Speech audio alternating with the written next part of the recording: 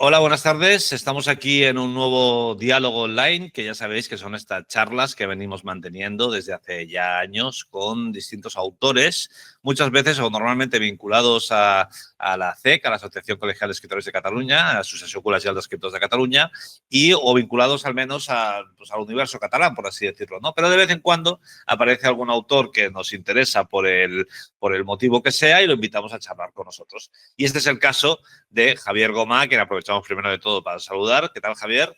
Hola, encantado de estar contigo y participar en estas conversaciones. Javier tiene esta novedad calentita del horno, recién salida de la imprenta, que es Fuera de carta, degustaciones filosóficas, que básicamente es un libro en el que propone, por así decirlo, como, bueno, intenta como abrirnos el apetito cultural, de ahí el título, y nos ofrece 33 meditaciones o microensayos, o como él mismo dice, degustaciones, ¿no? En las que se intenta, digamos, aportarnos ideas nutritivas, ideas culturales para que nos alimentemos un poco. Son unos textos que fueron publicados originalmente en el Cultural del Español. Y luego tiene una segunda parte este libro que en el que invoca, digamos, que son como los platos fuertes del restaurante, de la filosofía, que nos habla de 5 grandes autores que son Platón, Aristóteles, Séneca, Kant y Ortega y Gasset.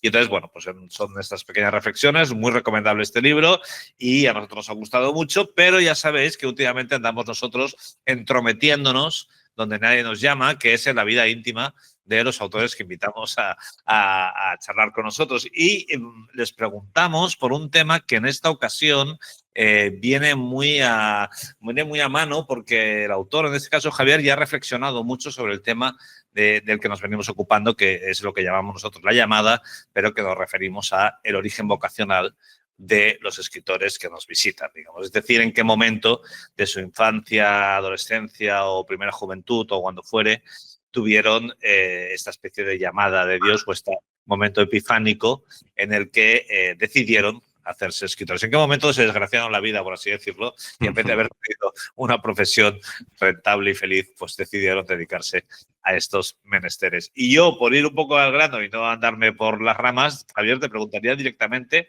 si hay algún momento epifánico en tu biografía en el que tú miras a tu madre o te miras a ti mismo y dices, de mayor voy a ser escritor o filósofo, según tú mismo quieras, cuál fuera tu primer pensamiento, digamos, ¿no?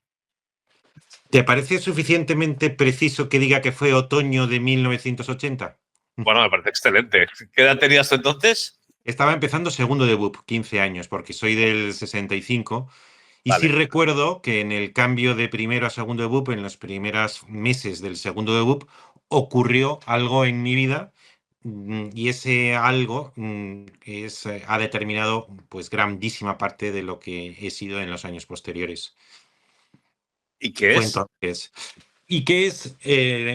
Mira, dando un pequeño rodeo, sabes que he reflexionado mucho sobre el concepto de vocación literaria. Sí. Tan es así que cuando terminé la tetralogía de la ejemplaridad, que era la expresión de lo que yo consideraba mi visión, me hice una pregunta que era, Javier, ¿por qué dedicas las mejores horas del día, los mejores días del mes, los mejores meses del año, los mejores años de tu vida, a algo que nadie te pide? Reconoce que es una buena pregunta. Sí, sí, y tanto. Nadie te pide dedicar lo mejor, las primicias de tu existencia a algo y sin embargo tú lo haces, porque caes algo así como bajo la pasión de un enamoramiento. Y es el enamoramiento de una visión, de una visión, solo plantearlo como que la experiencia común de los hombres y de las mujeres es un puzzle de 50 piezas que en nuestra experiencia están puestas 10.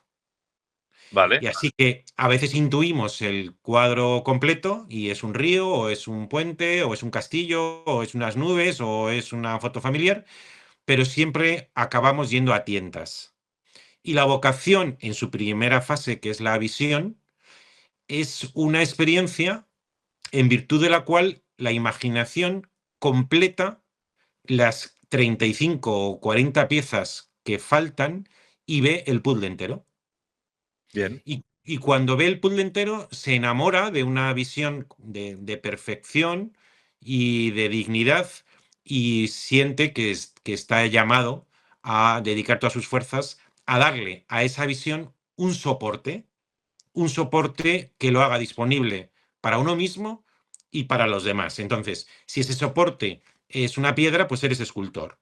Y si ese soporte es un lienzo, eres pintor. Y si ese soporte es un papel pautado, pues eres músico. Y si finalmente te dedicas a juntar palabras, pues eres literato. Y muy pronto vi que mi visión podía expresarse mucho mejor con palabras, juntando palabras, que con Bien. otros materiales. Pero claro, esto plantea la idea de que el escritor tiene como, o sea, sabe lo que quiere decir antes de ponerse a escribir. O sea, lo primero es la idea, según tu teoría. Pero claro, hay mucha gente que te dice que quiere escribir, pero que descubren el objeto de su escritura años después, incluso cuando ya lleva mucho tiempo escribiendo, Pero es ¿no? que cuando hablamos de idea, Álvaro, no hablamos de una idea conceptual que sea Ah, susceptible de vale, definición en un cuaderno y que dices la cuadratura o el teorema. No, no es ese tipo de idea. Es una idea intuitiva que no se puede enunciar en un concepto. Tienes una visión, vale. pero no tienes una definición. Entonces, es muy posible que esa visión preverbal, preconceptual, te produzca un rapto, un enamoramiento por esa dignidad que anticipas en la imaginación, pero que en cambio estés muy inmaduro para encontrar la forma que le dé el soporte, que es exactamente lo que a mí me ocurrió. Bien. Es decir, yo me defino como una persona de vocación muy violenta, rapiñadora, totalitaria, pero al mismo tiempo de maduración muy tardía. A ver, explica bien esto, espera. Que te Sí, decides como una... A ver, sí, repítelo. sí. Es decir, yo sí que experimenté a partir del otoño de 1980 una visión preverbal relacionada con lo que luego he desarrollado, el universal concreto, es decir, el hecho de que existan cosas que son susceptibles de universalidad, pero son Sí, concretas. Por ejemplo, vale. un ejemplo. ¿Qué es un ejemplo? Si yo te digo, si te pongo un ejemplo de valentía, ¿qué significa? Que hay un caso concreto, el ejemplo de un señor o de una señora valiente, pero no se queda limitado a su particularidad, sino que contiene una regla que llama a su repetición. Y le dices a tu hijo, mira, este hombre se ha comportado de manera valiente. Y le estás sugiriendo que ese comportamiento es modélico y por tanto es susceptible de repetición. En consecuencia, es algo concreto y al mismo tiempo universal. Todo el pensamiento occidental insiste mucho en que la universalidad es siempre abstracta, es conceptual. Y mi intuición de aquella fecha era algo así como figuras personales que sin embargo eran susceptibles de repetición o de universalidad. Entonces tuve esa visión muy intensa. Los que estaban a mi alrededor se reían de hasta qué punto repetía siempre palabras como prototipo, arquetipo, que eran primeras aproximaciones a esa intuición, pero carecía de la madurez personal, intelectual e incluso emocional para convertir eso en obra. Porque una obra, es decir, un libro, requiere la destreza y la experiencia en determinadas fórmulas y formas y oficio que no se adquieren tan fácilmente. Y a mí me costó mucho tener la madurez como para poder escribir mi primer libro. Pero digamos para que, pues, yo por lo que estoy entendiendo, tú en los 80 descubriste que eras el hombre que estaba en la caverna de Platón, ¿no? O sea, básicamente descubriste esto, que eras tú el que estaba sentado ahí, ¿no? No, no es tanto, no es tanto un sentimiento narcisista de autoexaltación, sino más bien lo habrás visto en algún ensayo que he escrito sobre eso, más bien me comparo con un pastorcillo Bueno, que está extraviado y que en una actitud más bien a la expectativa percibe que tiene una especie como de enamoramiento. Lo que ocurre, yo siempre lo cuento, es decir, yo tuve los 20, esto me pasó con 15 años y estuve rumiando eso con 15, 16, 17, 20, 25, 30 y finalmente me casé, tuve hijos, empecé a desarrollar una profesión y dije, yo quiero escribir un libro de una vez que refleje esa visión original. Y estaba parado, estaba bloqueado. Y solamente empezó a producir ese soporte material donde pones a disposición la visión cuando me resigné a no contarlo en un libro, sino en 4, que es la llamada tetralogía de la ejemplaridad que publiqué, quiero decir, no escribí, entre 2003 y 2013. Pasados 10 años después, 2023, escribí un libro que se titula Universal Concreto, que empieza en la introducción diciendo, en realidad, este es el libro que siempre quise escribir. Este es el libro que quise escribir desde el principio. Y este último lo he publicado cuando tengo 58 años. Así que cuando te hablaba de maduración tardía, no eran palabras pequeñas.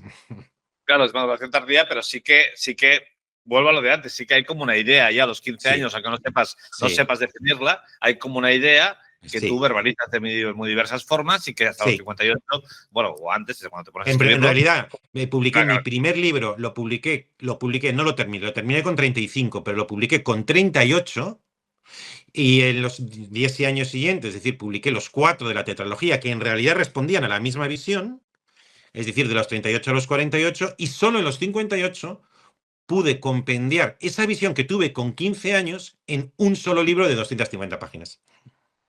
Y, o sea, cuando tenías 15 años, para que se produzca esta caída del caballo, digamos, ¿ocurre algo concreto o es simplemente tú reflexionando que de golpe llegas a eso? O sea, ¿es No, una no, visión? no ¿Ocurre es algo? reflexión, no es reflexión. Yo siempre digo, pero no lo digo como por palabras, sino porque lo digo por convicción, y esa convicción nace en la experiencia, que el amante es siempre anterior al pensador. Vale. Primero sientes y luego verbalizas lo que sientes. Y en mi caso no es que yo tuviera una idea o un pensamiento, sino más bien una activación espontánea de todas las facultades de mi personalidad en una dirección que yo mismo no había elegido. Entonces, se produce, como te digo, un eros, un rapto por algo. Hay un objetivo empobrecimiento de tu vida, puesto que la vida es mucho más rica que eso, y a cambio tienes una concentración de energías extraordinaria. Así que te pasas años, por una parte, empobrecido y concentrado. Pero nunca has encontrado, digamos, una pista un poco más empírica o tangible de por qué miraste hacia ese lado, porque para enamorarse hay que mirar hacia algún lado, ¿no? Para encontrar un objeto de amor, al menos. O sea, no sabes Bueno, por qué no, no o sea, funcionó. no, yo te puedo hacer una reflexión que no está lejos, creo, de tus planteamientos, y Sí, es que divido a la gente entre los que viven de la infancia y los que viven de la adolescencia. bien, Los que viven de la infancia son aquellos que cuando son niños tienen un sentimiento de plenitud, en armonía con su entorno y con ellos mismos. Y en consecuencia, el resto de la vida tiene algo de desengaño para ellos porque permanece un fondo de nostalgia respecto a esa plenitud ya superada, ya pasada. Y luego están los que viven de la adolescencia. Los que viven de la adolescencia les ocurren dos cosas. La primera es que descubren la centralidad de su vida y de su yo y la intensidad de su sentimiento que los hacen creerse el centro del mundo. Pero la segunda cosa que le ocurre es que a nadie le importa lo que a ti te está pasando. Así que desarrollas un plan el resto de tu vida para superar esa inicial y estructural inadaptación que tienes. Y frente al temperamento nostálgico de los primeros, estos segundos tienen un temperamento más bien planificado de progresiva adaptación al mundo. Bueno, en mi caso, claramente me pertenezco al segundo supuesto. Entonces, es posible que antes, no recuerdo exactamente si fue directamente la vocación lo que generó el desajuste o el ya. desajuste el que vino con la vocación, pero los dos fueron claramente en paralelo. Y tú cuando dices que recuerdas que en aquella época usabas mucho pues, palabras alcanzables para tu edad, como arquetipo y ese tipo de cosas, claro, no sé si a tu alrededor llegaste como a explicar un poco que habías encontrado esta especie de objetivo en la vida y se quedarían todos patidifusos y lo que dices te loco, ¿no? Digamos, porque es muy joven, de adolescente, uno decir, he descubierto que quiero buscar los universales en la vida, ¿no? Eso es un poco más corto, claro. Yo Te voy a El contar una colegio, anécdota. el colegio te habrían matado a capones, o sea. Te voy a contar te voy a contar una anécdota. Cuando por esa edad toda la familia nos fuimos a Alemania y mi padre de una manera muy torpe, con rudimentos del alemán en un restaurante, trataba de dictar la comanda al camarero que muy nervioso daba golpecitos a su cuadernito y le iba preguntando a cada uno lo que quería y se adaptaba, pues yo salchichas o yo ensalada de Alemania y me preguntó a mí, Javier, ¿y tú qué quieres? Y yo dije, merluza y limón granizado. Y entonces mi padre dijo, Javi, hay que adaptarse. Y ese hay que adaptarse se convirtió en el lema de mi vida. En el lema de mi vida. Y entre las razones o entre las estrategias de adaptación que he tenido desde el principio, es mucho sentido del humor y también Vale, mucha autoironía, que es la manera de hacerte soportable a ti mismo y probablemente de hacerte soportable a los demás. ya, Entonces, sí que creo, yo me recuerdo muy bien, Álvaro, de aquella época, yo recuerdo muy bien este pensamiento. La intensidad de sentimiento que yo tengo tiene necesariamente que producir algo. Es exagerado. Pero precisamente eso te llevaba a una cierta inadaptación sentimental que yo compensaba siempre con un gusto muy intenso por la sociabilidad, me gusta mucho la gente, vale. y luego, como te digo, el sentido del humor y la autocrítica. Y la autoironía, quiero decir. Vale. Y en algún momento, cuando viste tan claro que tenías como esta especie de misión, digamos, bueno, tú mismo lo llamas misión, ¿no? Primero la visión y luego la misión, ¿no? Sí, Son dos partes del proceso sí. de De la vocación, ¿no? teoría de la vocación, sí. Exactamente. No sé hasta qué punto uno diría, bueno, esta misión en la vida como que me ha caído, digamos, ¿no? O sea, no sé si hay algo de esta idea de las musas me han traído esto, porque de alguna forma, ¿de dónde sale eso, no? ¿De dónde sale un interés por un tema tan curioso, además, ¿no? O tan concreto o tan filosófico en el fondo, tan de toda la vida. Por eso yo decía lo de la caverna antes, digamos. Sí, sí, sí, sí.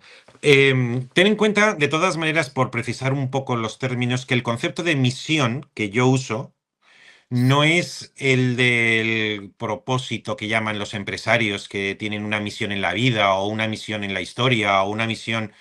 No, no, no es tanto eso, es algo mucho más preciso en el concepto en que yo lo uso. Uno tiene visión, que es lo que acabamos de describir, y tiene misión en el sentido de que tiene mucha ansiedad porque ese estado psicológico meramente personal que ha tenido no se desvanezca con uno mismo, sino Claro, que adquiera una forma objetiva para que se haga disponible, incluso para uno mismo, para intentar aclarar lo que le ha ocurrido. Y yo le llamo misión a escoger el soporte material. claro, claro. Eh, entonces, que te decía antes, que si es un lienzo eres pintor, que si es una piedra eres escultor. A mí me pareció que claramente el tipo de visión que yo tenía o las aptitudes que yo de una manera natural había desarrollado me llevaban a darle materializar esa visión a través de juntar palabras. Entonces, no se trata de una misión como que alguien se considera, yo voy a ser el presidente de los Estados Unidos, yo voy a Claro, claro. descubrir la Tierra, Marte, yo voy a renovar la socialdemocracia. No, no es tanto eso, como más bien el deseo muy grande de que ese estado psicológico o ese estado de conciencia que uno ha tenido, bastante alterado, tenga sin embargo un soporte normalizado, que es, Claro. por ejemplo, un libro. Con Donde, la intención de dar a conocer al resto de la eso gente es. la idea que tú tuviste, claro. Y, Siempre es la y base. darle un soporte permanente, porque sí que Claro, es muy claro que uno mismo es efímero claro. y que si tú desapareces, eso también desaparece. Y sin embargo, está lleno de esplendor, de belleza, de nobleza, de dignidad.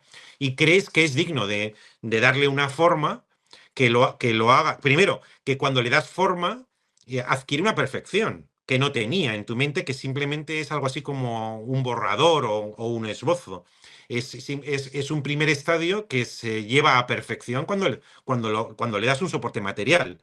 Eso es arte. El arte es ars, utilizar un oficio, una técnica, para darle una objetividad más allá del propio autor. Tú te puedes olvidar del autor, pero la obra sigue teniendo sentido. Entonces, ese es en este significado en el que yo utilizo la palabra misión, la ansiedad por encontrar un soporte. Y cuando una persona ha tenido una visión muy temprana y muy totalitaria, como es la mía, pero ha tenido una madurez muy tardía, como es mi caso, la palabra que describe 20 años de mi vida es la palabra ansiedad. Ya. Porque si tú tienes concentrada todas las facultades de psicología en una dirección y sin embargo no eres capaz de darle cumplimiento, estás como a la expectativa de que llegue el momento en que tengas, primero te maldices a ti mismo, el que no seas capaz, no tengas la madurez, no tengas el oficio, no tengas la intuición de convertir al amante en pensador y al sentimiento en obra. Y darle a eso que siempre tiene un estado magmático, darle una forma civilizada.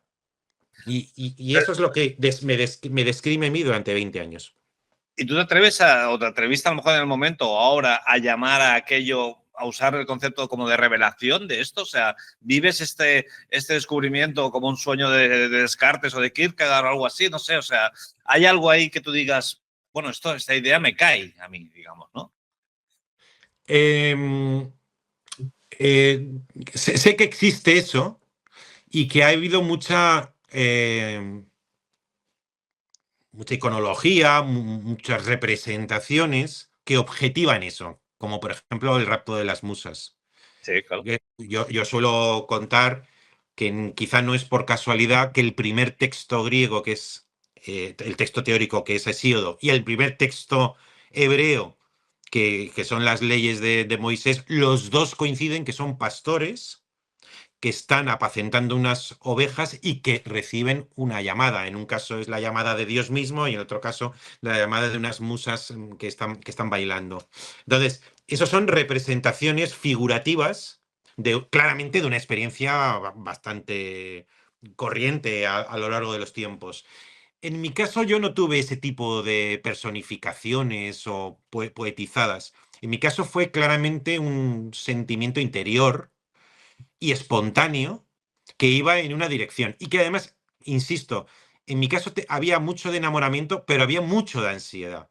La sensación de que has tenido una representación, una imagen, una intuición, una visión, eh, pero eso me generaba una avidez muy grande por darle forma, por materializar eso en una obra, en un texto, y un sentimiento de insuficiencia, de ineptitud, que demoraba el momento en que yo fuera capaz de hacerlo.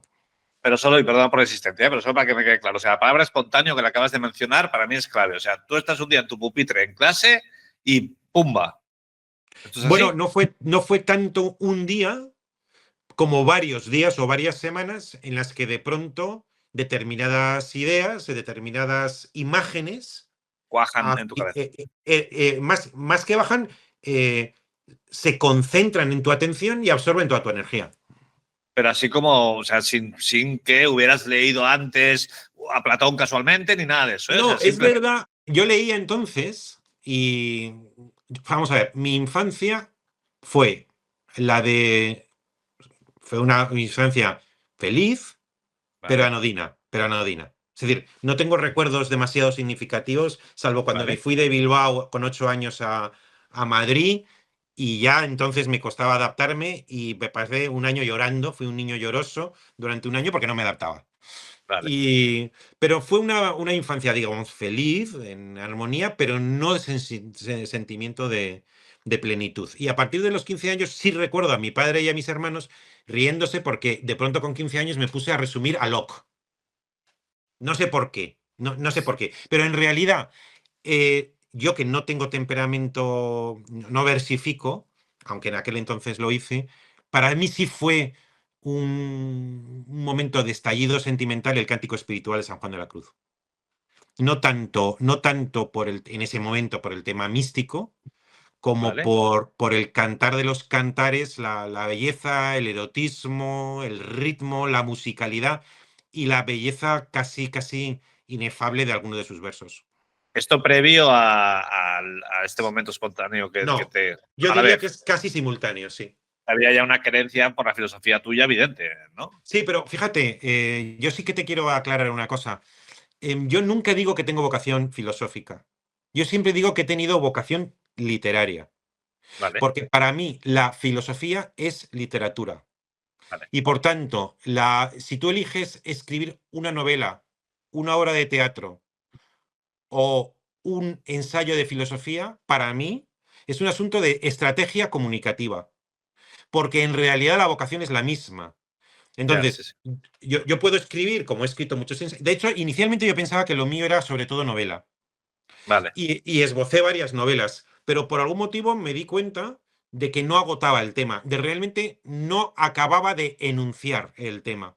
Y es entonces cuando intenté el ensayo, para que te des más o menos, tomes la medida de la desorientación que pude llegar a tener entonces, ¿no? vale. Pero es una estrategia. Es decir, yo no dije yo voy a ser filósofo, ni siquiera sabía muy bien qué fórmula o qué género iba a escoger. Es pregenérico, por decirlo así, lo que yo tuve. Pero siendo todo esto un boom, tú ya tenías clases de filosofía, tenías clases de literatura también, y no sé, con estos profesores, ¿qué tal? ¿Eras el alumno perfecto o cómo iba esto? ¿O Es normal? curioso, yo había sido un alumno de un buen alumno, muy buen alumno, y justo en Sí, segundo no lo fui. Y luego había una especie como de tutor, preceptor, en esas fechas, que era un hombre muy singular porque era una persona que le decías enormidades, probablemente pueriles en muchos aspectos, y te transmitía que esa enormidad que habías dicho se la estaba tomando en serio. Entonces, eso lo recuerdo todavía, aunque han pasado 45 años.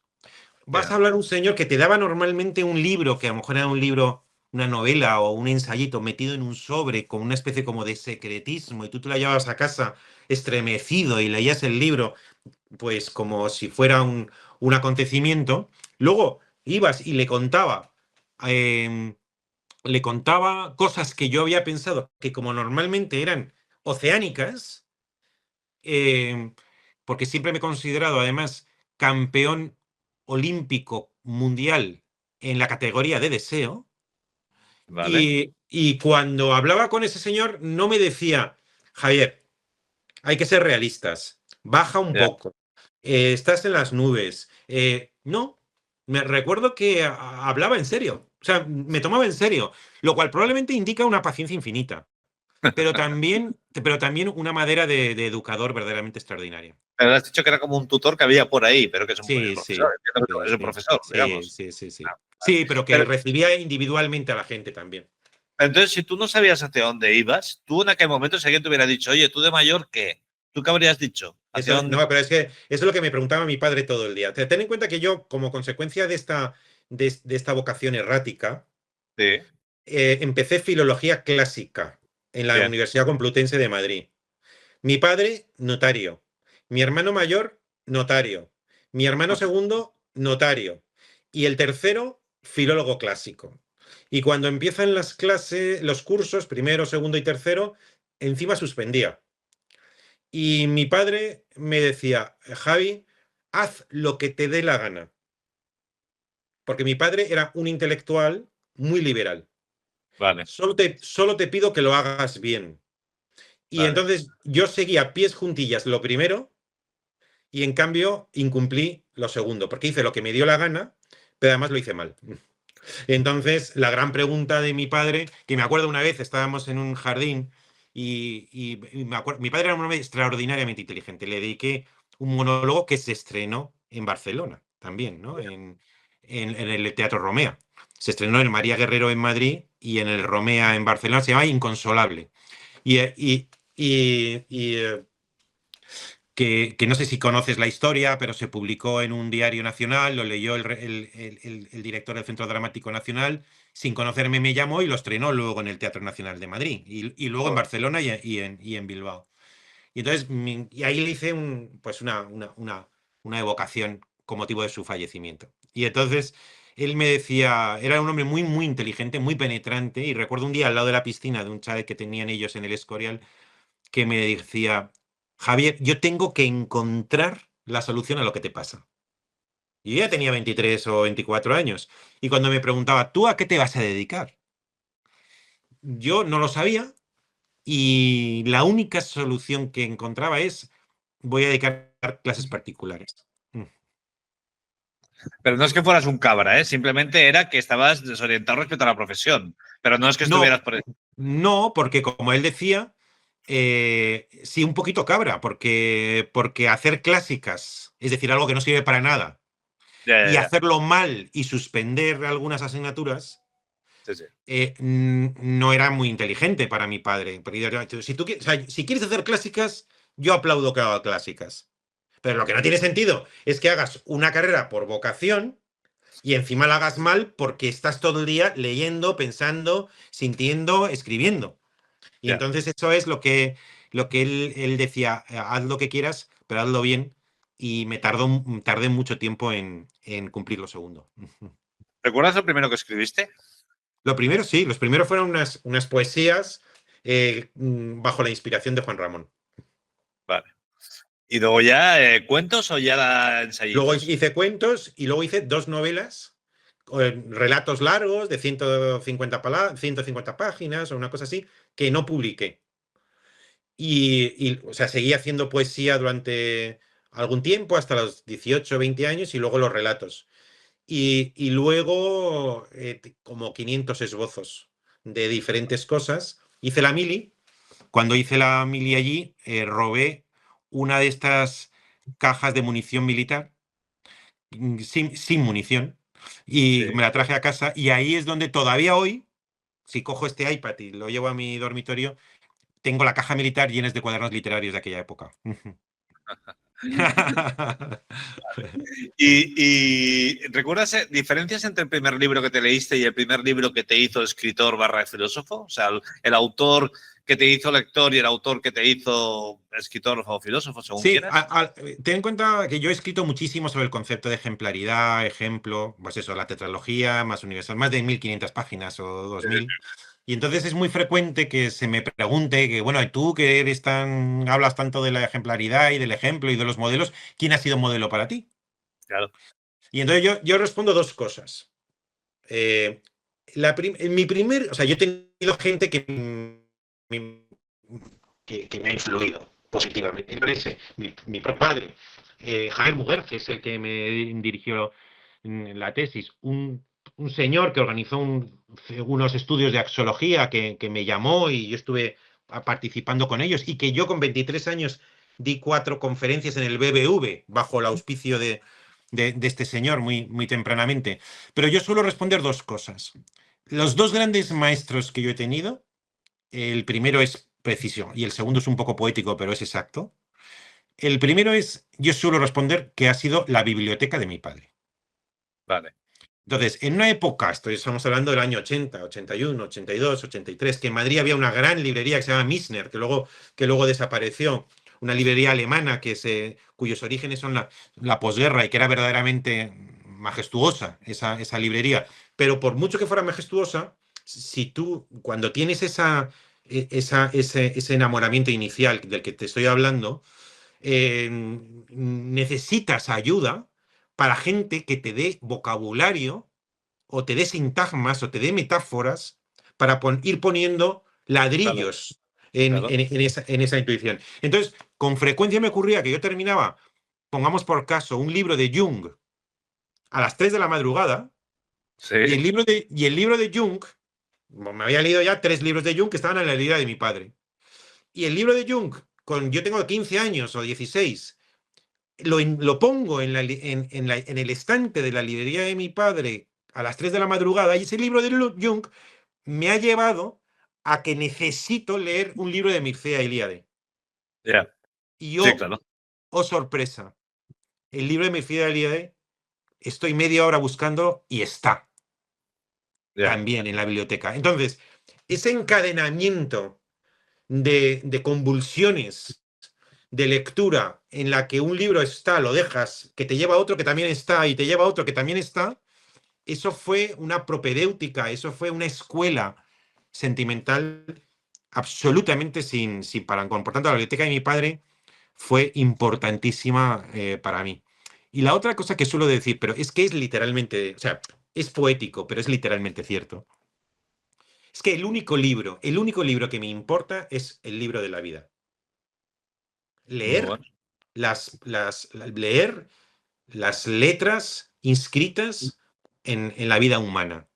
Y, por supuesto, siguiendo el verso de Quevedo de tener una conversación con los difuntos, he leído un número infinito de horas. No me acuerdo que nosotros vivíamos en una calle central de Madrid, un día bajé y había una caseta haciendo una encuesta por los hábitos lectores de la gente. Yo tendría 16, 17, 18 años y me preguntaron, ¿usted cuántas horas lee? Había como, ¿cuántos lee a la semana? Y pues eran uno media hora o una hora. Yo a lo mejor leía 10 o 12 horas al día.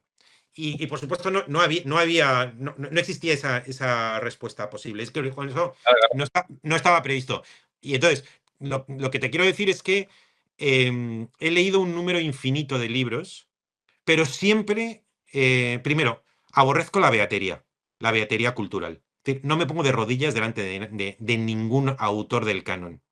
Vale. Ahora bien, sí que reconozco que si quieres leer el libro de la vida, hay gente que en el pasado está dotado de una inteligencia o de una profundidad que ha hecho su propia lectura del libro de la vida y la ha expresado en un libro de poesía o en un Claro, libro claro. de una novela o en una obra de teatro. Por tanto, sí te diré que la conversación con los difuntos puede ayudar y mucho a tu propia lectura del libro de la vida. Pero en realidad el único que me interesa es este. Ahora volviendo a mi libro de Fuera de carta, degustaciones filosóficas.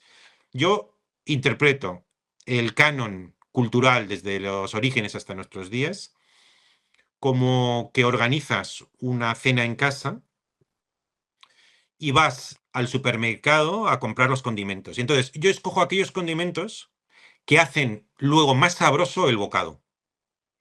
Pero si no lo hacen más sabroso, lo dejo allí sin ningún interés. O sea, beatería del antiguo por el antiguo, ninguno. Pero Ya. si es cierto, es que lo que no voy a ignorar es las lecturas que otros inteligentes, profundos, con grandes experiencias, han hecho antes que yo. ¿Has robado alguna vez un libro? Muchísimas.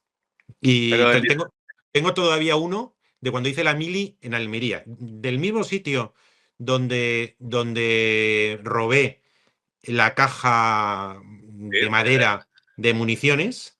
sí. Había una biblioteca para los soldados y, y me llevé el mensajero de... Ay, no me acuerdo cómo es el autor. El autor, la novela es El mensajero de un novelista inglés de los años 50, que además después Joseph Losey hizo una Go Between, una película muy famosa y muy bonita. El mensajero. Harley, LP Harley, Sí, Harley. ese es. Y entonces Vale. era una edición y luego, porque cada libro tiene su azar, saqué esa novela, probablemente de manera inadvertida me la llevé a Madrid, no la devolví y no la leí. Y entonces la he leído este año. La he leído este año. Y la han sacado también en la editorial Pretextos. Pero la leí en la edición que todavía tiene con la etiqueta de la catalogación del bibliotecario de turno. Con la letra Eh, enana y todo, ¿no? De la Eso época. es que pone C3, no, B, no sé qué. Y es un libro magnífico. Y tan es así que a mis hijos suelo regalarles a cada uno de ellos por Reyes, entre otras cosas, una montaña de libros, a cada uno de ellos, que además lo reciben siempre con alborozo, les encanta porque son sorpresas. Y estas navidades últimas le cayó a uno de ellos. Se lo leyó y le encantó. Oye, dos preguntas más y ya te libero, que también te estoy teniendo mucho rato. Una, yo cuando pienso en mí mismo de pequeño y en algo vinculado a los libros, tengo una imagen muy concreta de un sitio donde veraneábamos de pequeños y una mesita donde me ponía yo siempre con un papel y un boli y tal, tal, tal. ¿Tú tienes alguna imagen como que resuma tu yo, un niño, adolescente, lo que tú quieras, pero que esté vinculada al mundo de las letras, que sea tu recuerdo de yo soy este? Si no lo Sí, tienes, no. sí. Sí, no, tengo. Hay uno en particular que además me gusta evocar porque tiene que ver con la obra de teatro que se ha estrenado. Y Sí, que cuando yo tenía, pues eso, 15, 16, 17 años, lo que creo que más me caracterizaba era una intensidad desproporcionada de sentimiento, que solamente combatía, como te digo, con mucha sociabilidad y con muchos deseos de reír. Pero había momentos en los que ese sentimiento adquiría una especie de fuerza enfática. Y yo recuerdo que en mi casa de Madrid, que tenían mis padres una casa muy, muy grande y tenía una terraza con una especie como de ventanal acristalada, sí. y me iba yo a esa terraza porque en los edificios de enfrente, este era un quinto, en los edificios de enfrente se podía ver cómo atardecía, se ponía el sol. O sea, no era tanto el sol, sino como esa especie como de desparrame de colores que se produce cuando, El cuando está arrebol, descendiendo. el ¿Eh? arrebolado, ¿no? Cuando El está arrebol, arrebolado. eso es. Entonces, sí recuerdo de sentir, eh, Javier, tú tienes un sentimiento muy excesivo, muy desproporcionado, eh, pero la naturaleza todos los días ofrece públicamente, para quien quiera verlo, un espectáculo de una belleza absolutamente desproporcionada también. Así que me iba a la terraza y creía ver en el atardecer una corroboración, una prenda de mi propio sentimiento. Pasados muchos años, cuando mantuve esa colaboración en El País, durante 3 años, escribí un microensayo con ese tema que se titulaba, que con el título Prenda del atardecer. Y ahora, y ese ensayo está en Filosofía Mundana. Y ahora se ha estrenado esa misma obra, Filosofía Mundana, que tiene 60 y tantos ensayos, se han escogido solamente 21 y uno de los escogidos es Prenda del atardecer. Y una de las actrices cuenta en su propia voz lo que yo sentía cuando con 15 años me asomaba a la terraza y al atardecer en los edificios de enfrente sentía una corroboración de mi propia exageración. Y ya, claro, esto quizás lo hemos tocado ya, pero yo siempre acabo esto como preguntando al autor invitado si un escritor nace o se hace. En tu caso, claro, no sé si está como respondido con lo que es la teoría tuya Sí. de Desde la luego, visión. nace no, nace seguro que no, porque como ¿Vale? te cuento, yo no me veo en la infancia nada relacionado con la escritura. Y en cuanto a que se hace, como te digo también, para mí la escritura es una estrategia comunicativa. Yo Ya, lo que realmente importa no es escribir, sino lo que importa es sentir. Y, vale.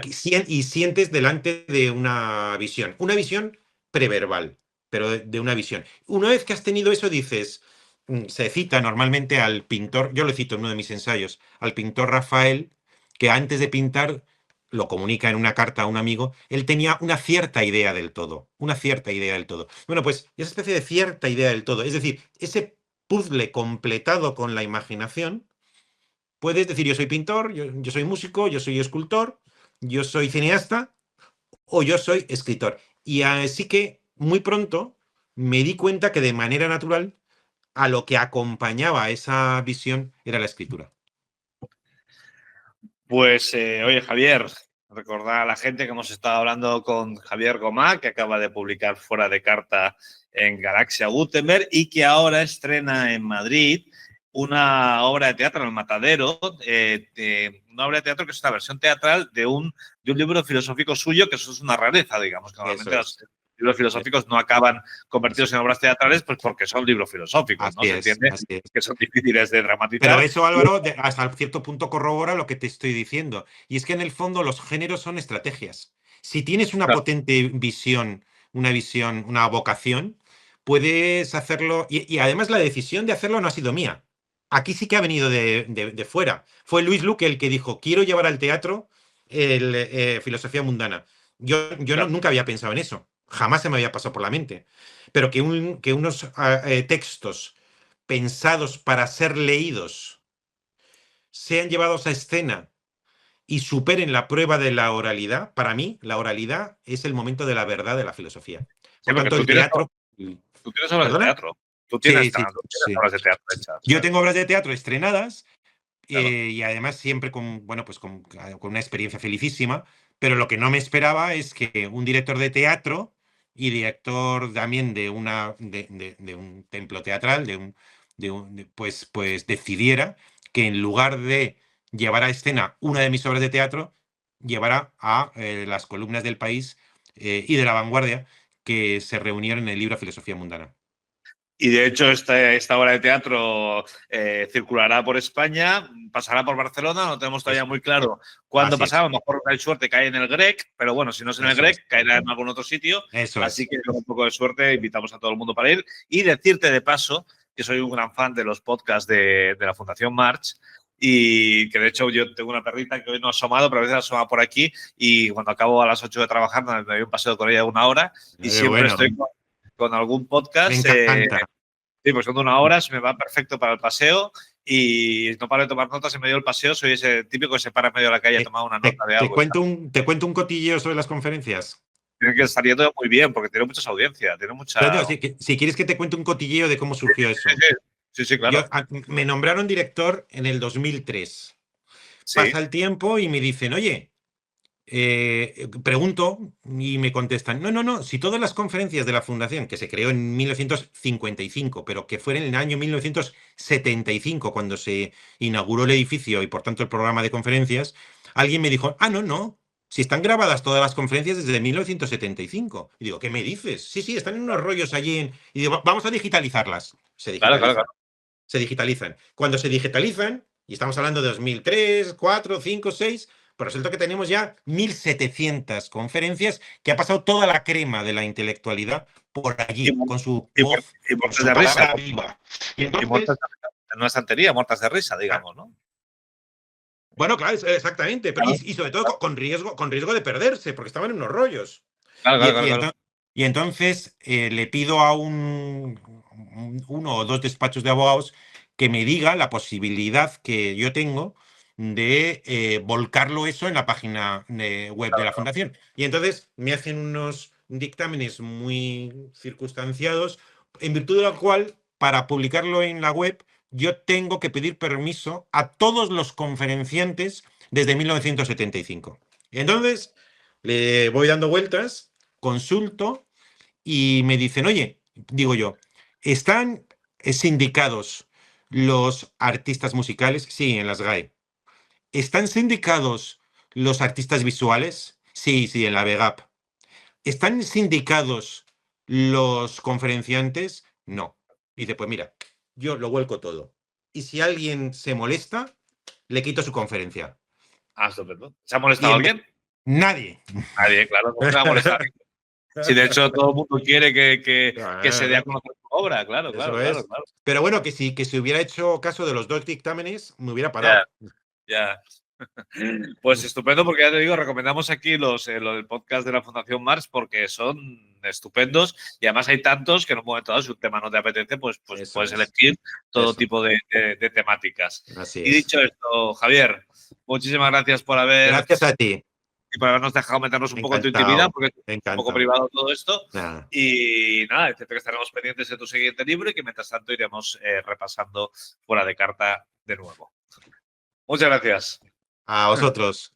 Hasta luego. Hasta luego.